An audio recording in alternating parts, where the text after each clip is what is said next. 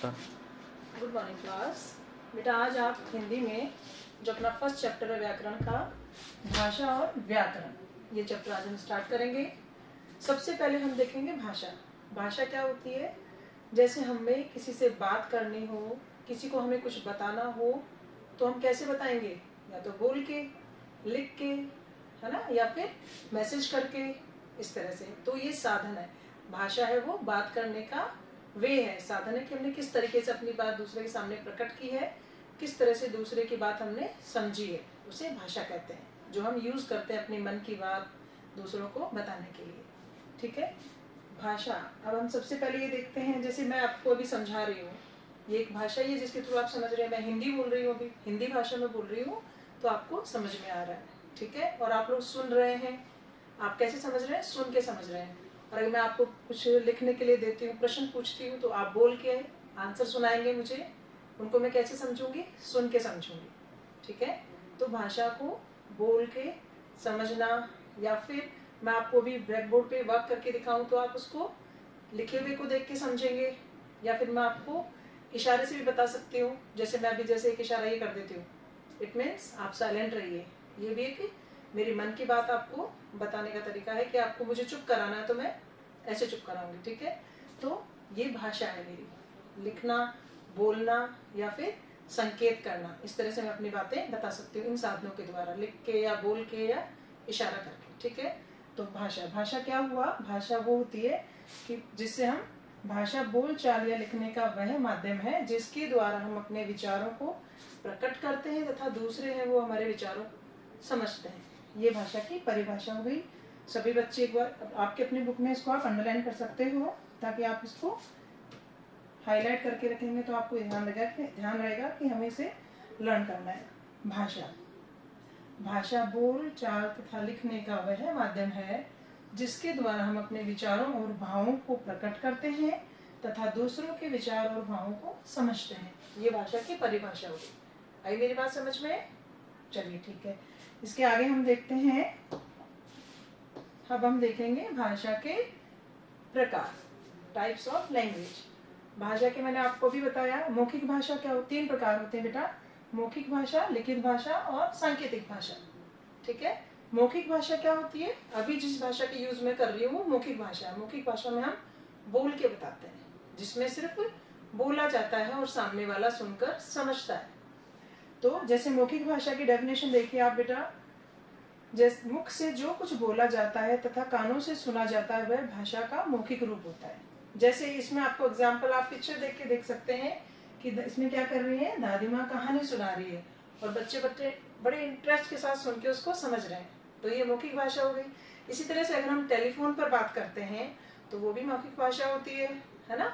हम गाना गाते हैं वो भी मौखिक भाषा है। अगर कोई भाषण दे रहा है तो वो भी मौखिक भाषा का उदाहरण है। ये सारे एग्जाम्पल्स हैं मौखिक भाषा के। तो क्लियर हुआ, मौखिक भाषा होती है जिसमें हम बोलकर अपनी बात प्रकट करते हैं और सामने वाला हमारी बात को सुनकर समझता है, ये मौखिक भाषा हो गई। और आगे देखिए, सेकंड वाला जो प्रकार है वो है लिखित भाषा। भाषा का दूसरा जो रूप है वो हो गया लिखित भाषा। आपको नाम से ही पता चल रहा है बेटा, जैसे लिखित का मतलब होता है, लिखित का क्या मतलब हुआ? लिखना। पहले मैंने आपसे बात की मौखिक भाषा के बारे में, तो मौखिक, देखो मौखिक पता चला ना, मुख से निकली हुई भाषा मौखिक, जिसमें हम बोलते हैं और आप लोग सुन के समझ रहे हैं और सामने वाला बोलेगा तो हम सुन के समझेंगे। ये हो गया मौखिक भाषा, जिसमें सिर्फ एक जना बोलेगा या फिर और जो दूसरा है वो सुनेगा, ये मौखिक भाषा होगी। इसी तरह से लिखित भाषा, आपको यहाँ से देख के ही पता चल रहा है, लिखित भाषा में लिखा जाता है। लिखित भाषा भाषा का वो रूप है जिसे हम लिख के प्रकट करते हैं, दूसरा वाला उसको पढ़ के समझता है। पहले वाली भाषा में इस भाषा के रूप में क्या फर्क है? पहले वाली में हम मुख से बोल रहे थे और दूसरा वाला कानों से सुनकर उसको समझ रहा था। और लिखित भाषा में क्या है? लिखित भाषा में हम लिख के अपनी बात प्रकट करेंगे और सामने वाला उसको पढ़ के समझेगा, उसमें कान का यूज नहीं हो रहा है। मौखिक भाषा में कान से सुन के ही समझ लेते हैं, लिखित भाषा में पढ़ना पड़ता है। ठीक है, तो लिखित भाषा की क्या परिभाषा होगी? देखिए यहाँ पे, जो कुछ लिखा और पढ़ा जाता है वह भाषा का लिखित रूप है। ये तो भाषा का लिखित रूप हो गया। तो जैसे एग्जाम्पल बताइए, जैसे आप एग्जाम्पल क्या होंगे? अगर मैं यहाँ प्रश्न लिख देती हूँ, फिर उनके उत्तर लिखती हूँ और मैं आपको वर्क करवा रही हूँ, तो वो क्या हो गया? लिखित भाषा हो गया। आप लिखे हुए शब्दों को, लिखे हुए काम को देख कर उतार रहे हैं, देख देख के उतार रहे हैं, समझ के उतार रहे हैं, वो भाषा का लिखित रूप है, तो उसे आप बोलेंगे लिखित भाषा। ये नहीं है और अच्छा अभी मैं आपको बोल के समझा रही हूँ तो मौखिक भाषा हो गया, और मैं अगर आपको लिख लिख के समझाऊंगी तो वो होगा लिखित भाषा। इस बात का भी आप ध्यान रखना, कंफ्यूज नहीं होना है। इसी तरह से जैसे न्यूज़पेपर घर में आता है मॉर्निंग में, तो कोई ये तो नहीं कह सकता कि उस न्यूज़पेपर को पढ़ के जोर जोर से पढ़ रहे हैं तो मौखिक भाषा नहीं, वो लिखित रूप है। जो समाचार पत्र आता है वो भी, क्यों? क्योंकि उसमें लिखा हुआ रहता है, उसको जो लिखा है उसी को पढ़ के समझते हैं। तो जो ये कई बार कंफ्यूज हो जाता है कि जो न्यूज़पेपर है, समाचार पत्र, वो भाषा का कौन सा रूप है, तो उसमें कंफ्यूज नहीं होना, ये भाषा का लिखित रूप है। ये बात को आप लोग अच्छे से याद रखना। इसी तरह से गृह कार्य करना, ये भी लिखित रूप है। मैं आपकी जो कार्य पुस्तिका उसको चेक करती हूँ तो वो भी लिखित रूप है, क्योंकि मैं पढ़ के उसको समझ रही हूँ, मैं सुन के नहीं समझ रही हूँ, तो वो भी भाषा का लिखित रूप है। अब देखिए हम बात करते हैं तीसरे वाले प्रकार की।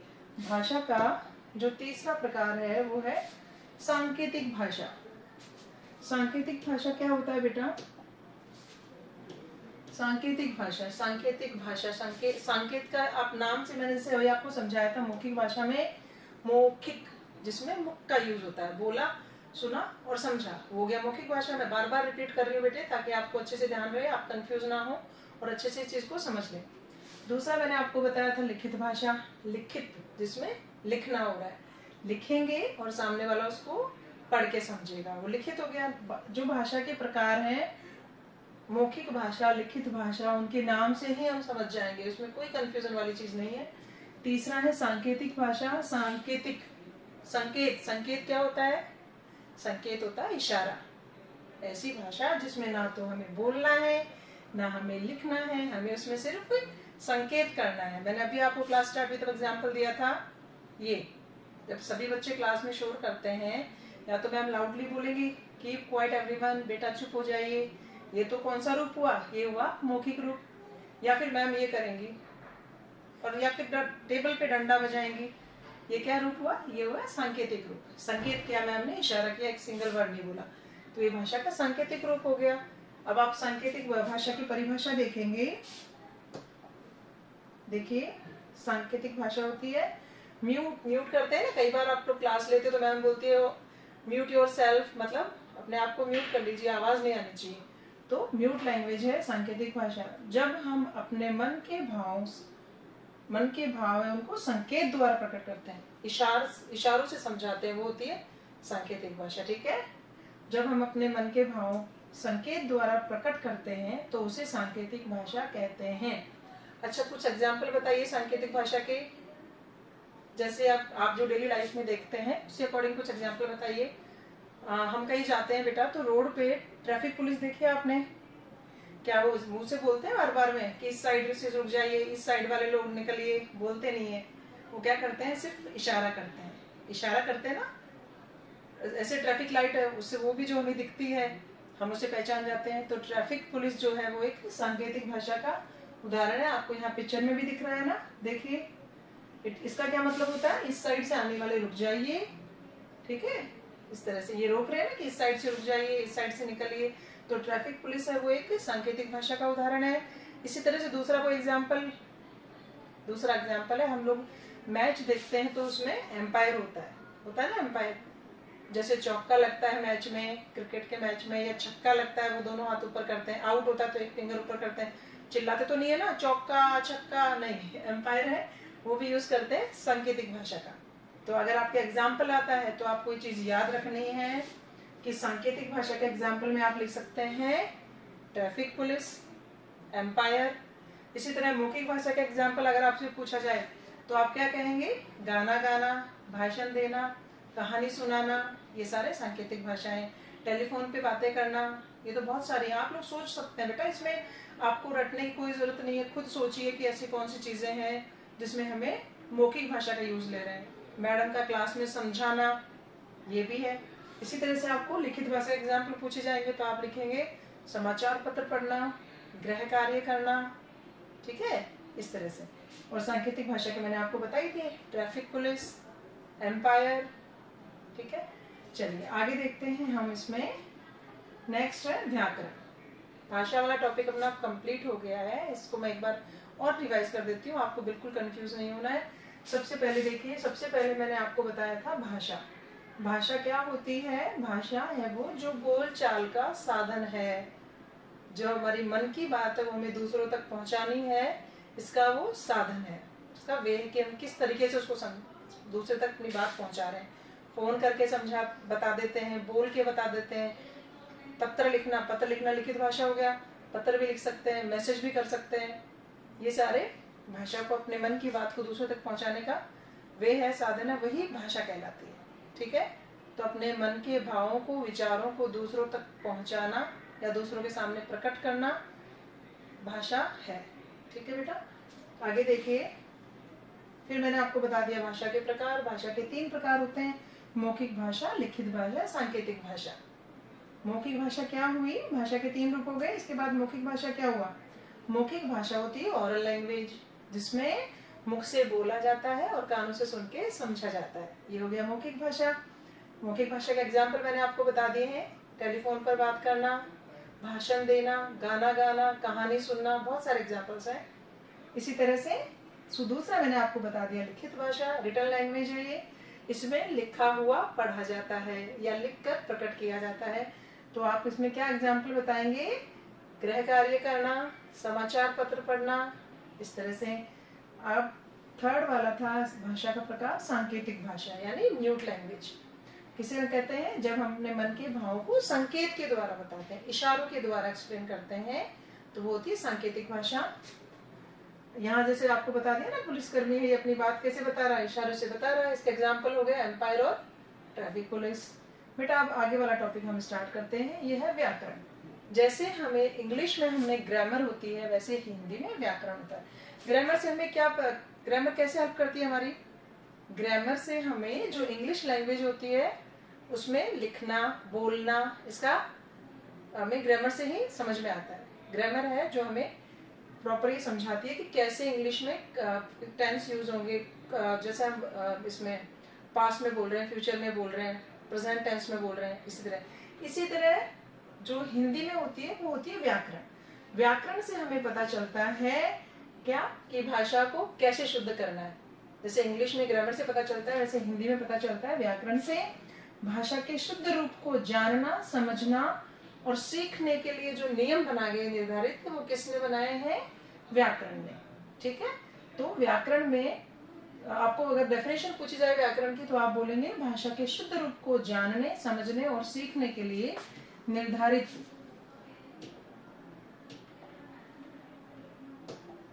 व्याकरण की डेफिनेशन क्या हो गई? भाषा के शुद्ध रूप को समझने और सीखने के लिए निर्धारित नियमों के संकलन को व्याकरण कहते हैं। ये आप ध्यान रखेंगे। भाषा किसे कहते हैं? फिर से एक्सप्लेन कर देती हूँ, सॉरी। व्याकरण किसे कहते हैं? भाषा के शुद्ध रूप को जानने, समझने और सीखने के लिए निर्धारित नियमों के संकलन को व्याकरण कहते हैं। ठीक है बेटा, यहाँ तक अपना कंप्लीट हो गया है। फिर हम बात करते हैं मातृभाषा। मातृभाषा क्या होती है? Mother tongue. मदर टंग मातृभाषा किसे कहते हैं? जब एक बच्चा छोटा सा घर में आता है, तो ऐसे तो है नहीं कि वो शुरू से ही बोलना शुरू कर देता है, नहीं करता। ठीक है, वो जैसे उसको भूख लगती है, प्यास लगती है, वो धीरे धीरे रोना स्टार्ट करता है। और देखो, एक माँ को पता चल जाता है कि बच्चे क्यों रो रहा है ना। इसी तरह से तो एक छोटे से शिशु अपने परिवार में, और वो सबसे पहले अटैच किससे होता है? अपनी माँ से ही होता है। एक बच्चा सबसे पहले अटैच अपनी माँ से होता है, सबसे ज्यादा टाइम स्पेंड उसका माँ के साथ होता है। और बोलना किससे सीखता है? सबसे पहले अपने उसी परिवेश में। वो ऐसा तो नहीं है कि छोटा सा बच्चा बाहर जाएगा या किसी बाहर वाले से सीखेगा, नहीं। वो सबसे पहले अपनी माँ से, जो माँ होती है, वही शिशु को सबसे पहले लाड़ करते समय, धीरे धीरे बोलते समय माँ माँ, पापा पापा ऐसे बुलवा के सिखाती है ना। तो जो शिशु होता है, छोटा बच्चा होता है, अपनी माँ से या फिर अपने उस परिवार में जिसमें वो रहता है, तो एक छोटा सा बच्चा जो अपने परिवार में और अपनी माँ से जो सीखता है, वो मातृभाषा कहलाती है। आई बात समझ में बेटा? तो शिशु अपने परिवार और माँ से जो सीखता है उसे मातृभाषा कहते हैं। किसी हिंदी भाषी परिवार में जन्म लेने वाला बालक प्रारंभ से ही हिंदी भाषा के परिवेश में रह के हिंदी भाषा सीख सकता है, यही हम उसकी मातृभाषा होगी। देखिए जैसे जिस परिवार में हिंदी बोली जाती है स्टार्टिंग से, तो वहाँ बच्चा हिंदी बोलना सीखेगा, ठीक है। जैसे बाहर जो फॉरेनर आते हैं उनके अंदर, वहाँ जो कोई छोटा बच्चा होगा तो वो तो हिंदी नहीं बोलेगा ना, वो सबसे पहले इंग्लिश बोलेगा, क्योंकि वहाँ इंग्लिश बोली जाती है परिवार में। तो जैसे हमारे यहाँ जो भाषा बोली जाती है, हमारे यहाँ राजस्थानी बोली जाती है, मारवाड़ी बोली जाती है, तो छोटा बच्चा सबसे पहले उसी भाषा को सीखता है। ऐसी फैमिलीज भी है बेटा जहाँ पे मारवाड़ी और राजस्थानी बोली जाती है, लेकिन जैसे वो बच्चे बाहर निकलते हैं, धीरे धीरे बाहर जाते हैं, स्कूल जाते हैं, छोटे छोटे से बच्चे नर्सरी में, केजी में, फिर वहाँ वो हिंदी के टच में आते हैं, इंग्लिश के टच में आते हैं, फिर वो धीरे धीरे इस भाषा को सीखते हैं। लेकिन जैसे सबसे पहले जो उसने घर पे सीखी अपनी माँ से, अपने परिवार से, वो भाषा होगी इसकी मातृभाषा। ये मातृभाषा की परिभाषा होगी। क्या भाषा, मातृभाषा की क्या परिभाषा देंगे आप परिभाषा देंगे कि शिशु अपने परिवार तथा माँ से जो सीखता है उसे मातृभाषा कहते हैं, ठीक है। नेक्स्ट वाला अपना टॉपिक है, नेक्स्ट हम टॉपिक लेंगे बेटा लिपि। लिपि किसे कहते हैं? भाषा को लिखने के लिए जो विशेष चिन्ह, जो भाषा है उसको लिखने के लिए जो विशेष चिन्ह बनाए गए हैं, निश्चित किए गए हैं, उन्हें, उनके व्यवस्थित रूप को लिपि कहते हैं। जो भाषा है हमारी उसे लिखने के लिए, रिपीट कर रही हूं मैं बेटे, लिखने के लिए विशेष संकेत या चिन्ह निश्चित किए जाते हैं, उनकी व्यवस्थित रूप को लिपि कहते हैं। और हर भाषा की एक अलग अलग लिपि होती है। अब देखो लिपि को, और लिपि जो शब्द है उसका अर्थ होता है, लिपि शब्द का अर्थ देखेंगे आप जी, लिपि शब्द का अर्थ होता है लिखावट, लिखावट या फिर लिखने की पद्धति, लिखने का तरीका। तो जो भी भाषाएं हैं, मैंने अभी आपको बोला हर भाषा की अलग अलग लिपि होती है। तो संसार में अनेक भाषाएं प्रचलित हैं, कहीं हिंदी बोलते हैं, कहीं अंग्रेजी बोलते हैं, कहीं संस्कृत है, हिंदी, अंग्रेजी, संस्कृत, गुरुमुखी, कई भाषाएं हैं। तो उर्दू, सॉरी गुरुमुखी नहीं, पंजाबी, कई की भाषा हो गई, उर्दू भाषा, अंग्रेजी भाषा, पंजाबी भाषा, हिंदी भाषा, संस्कृत भाषा, ये अलग अलग भाषाएं हैं। और अलग अलग भाषाओं की लिपियां भी अलग अलग होती हैं। अब आप ये ध्यान रखना, क्या ध्यान रखना आपको, हिंदी और संस्कृत, हिंदी और संस्कृत भाषाएं हैं, उनकी लिपि होती है देवनागरी। ये बेटे आप याद रखेंगे, हिंदी और संस्कृत जो भाषा है उनकी लिपि देवनागरी होती है। इसी तरह से, और हिंदी है वो हमारी देश की राजभाषा है। अब आपकी बुक में से ये चैप्टर भी, ये क्वेश्चन भी बन सकता है कि हमारी राजभाषा क्या है, तो आप लिखेंगे हिंदी, ठीक है। और आपकी क्वेश्चन इसमें पहली वाली लाइन से क्या क्वेश्चन बन गया, हिंदी और संस्कृत भाषाओं की लिपि लिखिए, तो आप लिखेंगे देवनागरी। आगे देखिए, उर्दू जो भाषा होती है उसकी लिपि क्या होती है, फारसी, उर्दू की लिपि होती है फारसी। अंग्रेजी, अंग्रेजी जो लैंग्वेज है, इंग्लिश लैंग्वेज है, उसकी लिपि होती है रोमन। और पंजाबी की लिपि होती है गुरुमुखी, ठीक है। आप लोग ये ध्यान रखेंगे कि हर भाषा की अलग अलग लिपि होती है। मैंने आपको बता दिया, हिंदी और संस्कृत भाषा की लिपि होती है देवनागरी, और हिंदी हमारे देश की राजभाषा है। उर्दू भाषा की लिपि होती है फारसी, अंग्रेजी की लिपि होती है रोमन, और पंजाबी की लिपि होती है गुरुमुखी।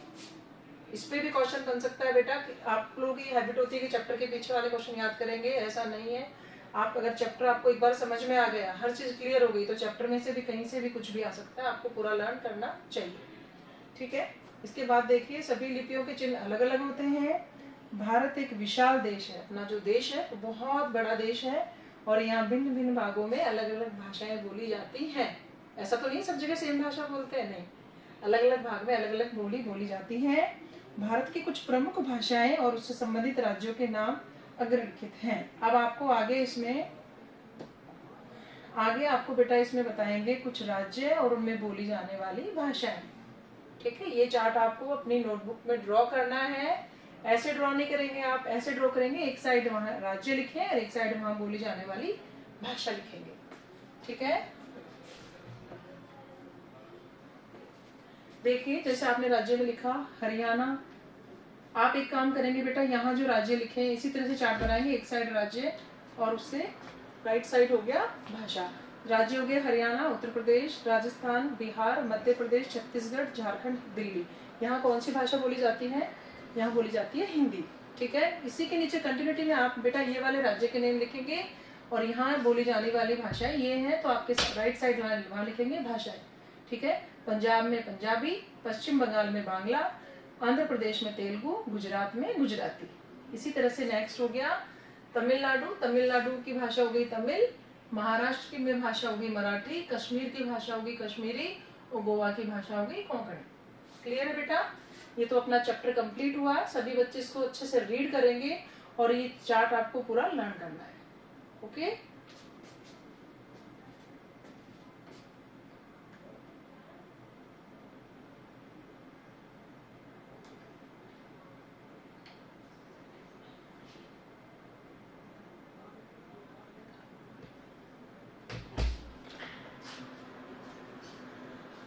शुभम सर बंद करेंगे।